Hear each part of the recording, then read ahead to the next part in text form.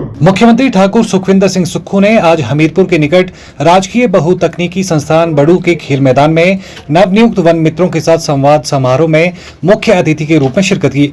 इस अवसर पर मुख्यमंत्री ने प्रदेश भर से आए वन मित्रों की मार्च पास्ट की सलामी ली। गौरतलब है कि प्रदेश भर में 2061 वन बीट में प्रदेश सरकार ने वन मित्रों को नियुक्ति प्रदान की है। समारोह के दौरान मुख्यमंत्री ने राजीव गांधी वन संवर्धन योजना तथा मुख्यमंत्री ग्रीन एडॉप्शन योजना का शुभारंभ भी किया।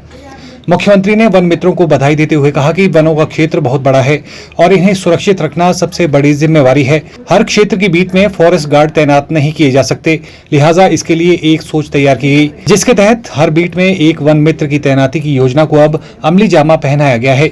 इससे जहां वनों की रक्षा होगी, वहीं युवाओं को रोजगार भी मिल रहा है। मुख्यमंत्री ने कहा कि बात चाहे पुलिस भर्ती की हो या दूसरी जगह पर आरक्षण देने की, पुलिस भर्ती में महिलाओं का आरक्षण 25% से बढ़ाकर 30% किया गया है। हमारी सरकार की योजना हिमाचल प्रदेश में युवाओं को रोजगार देने की रही है। पहली बार वन विभाग में 2100 करीब युवा साथियों को आज रोजगार दिया गया और वन मित्र वनों की संरक्षण, वनों को आगजनी से बचाने के लिए और जो अवैध कटान होता है उसके संरक्षण के लिए अपने घर की नज़दीक की बीट पर वन मित्रों को नियुक्ति पत्र दिए गए। 2100 लोगों को आज युवा साथियों को यहाँ रोजगार मिला, जिसमें 55% बेटियाँ हैं। मैं ये कहना चाहूँगा कि जहाँ हमारे संसाधनों का सही प्रयोग हो और वनों को सुरक्षा प्राप्त करने के लिए इस प्रकार की बीट वाइज नियुक्ति करना जरूरी था, जिसका आज पासिंग आउट परेड। चयन योग में भर्ती प्रक्रिया शुरू हो चुकी है। 917 TGT non medical, medical arts के पदों की भर्तियाँ शुरू हो चुकी है। 1 महीने तक उसका एप्लीकेशन भरने की डेट है और उस प्रक्रिया के तहत एप्लीकेशनें भरी जा रही है। भारतीय जनता पार्टी की सरकार ने प्रदेश की संपदा को लुटा के रख दिया। जयराम ठाकुर जी ने चुनावों से पहले जिस राज्य के पास जो आरडीजी थी वो 11,000 करोड़ के करीब आती थी, इस वर्ष हमारे पास सिर्फ 3200 करोड़ रुपए की आरडीजी रह गई। आरडीजी का मतलब है रेवेन्यू डेफिसिट ग्रांट, जो उन राज्यों को उपलब्ध करवाई जाती है जिनकी आर्थिक स्थिति ठीक नहीं होती और जिनकी आर्थिक स्थिति के आधार पर ये राज्यों का गठन नहीं हुआ था।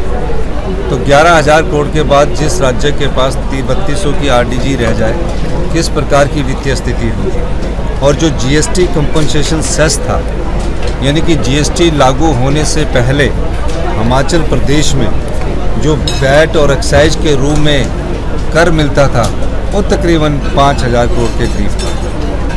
जीएसटी रिजिम लागू हुआ, वो जो हमारा जीएसटी रिजिम लागू होने के बाद जो वैट एक्साइज सब बंद हो गया।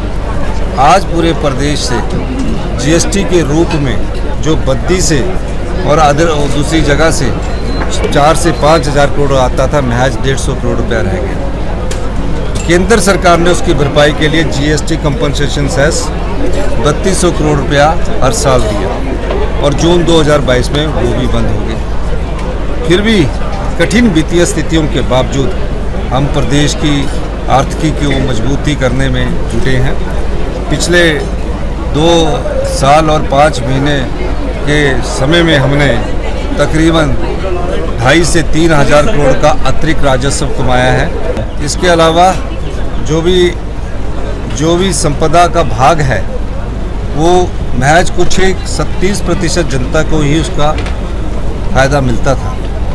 हमने सरकार बनी, जिस सरकार पर 75,000 करोड़ का कर्जा हो, 10,000 करोड़ की सरकारी कर्मचारियों की 6th पे कमीशन की देनदारियां हों, धीरे धीरे हम इसे दूर करने में लगे हैं। मेरा मानना है कि अब अर्थव्यवस्था ने थोड़ी सही दिशा पकड़ी है।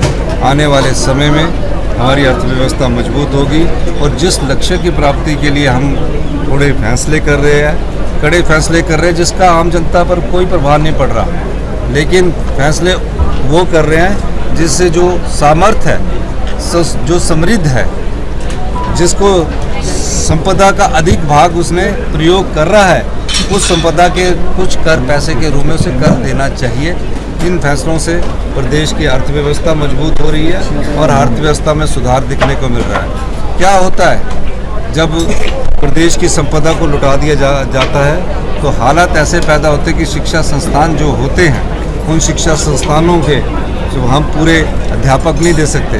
जो हेल्थ इंस्टीट्यूशंस होते हैं वहाँ 20-20 साल मशीनें हैं। आप हमीरपुर के पत्रकार हैं, हमीरपुर के पत्रकार भी जाकर अपने जो आपका रीजनल हॉस्पिटल है उस पर पूछे कि आपके पास मशीन्स कितने साल पुरानी हैं, तो सब जवाब देंगे कोई 10 साल पुरानी है, 15 साल पुरानी है। शिमला का सबसे बड़ा मेडिकल कॉलेज IGMC है। IGMC में MRI जो मशीन है वो 19 साल पुरानी है। तो यहाँ रीजनल और जोनल और PSC में तो क्या हालत होंगे। ये असर हुआ पिछले कई सालों की अर्थव्यवस्था को कमी आने का। हम इसीलिए हमने कहा कि हम 40 साल पुरानी अर्थव्यवस्था को परिवर्तन करने के लिए आए हैं। आने वाले समय में शिक्षा संस्थानों में और हेल्थ के सेक्टर में बहुत महत्वपूर्ण बदलाव किए जाएंगे और निश्चित तौर पर हाई एंड मेडिकल टेक्नोलॉजी और हाई एंड एजुकेशन के दृष्टिकोण से हम आगे बढ़ेंगे। Bureau report, channel 9, Hamirpur.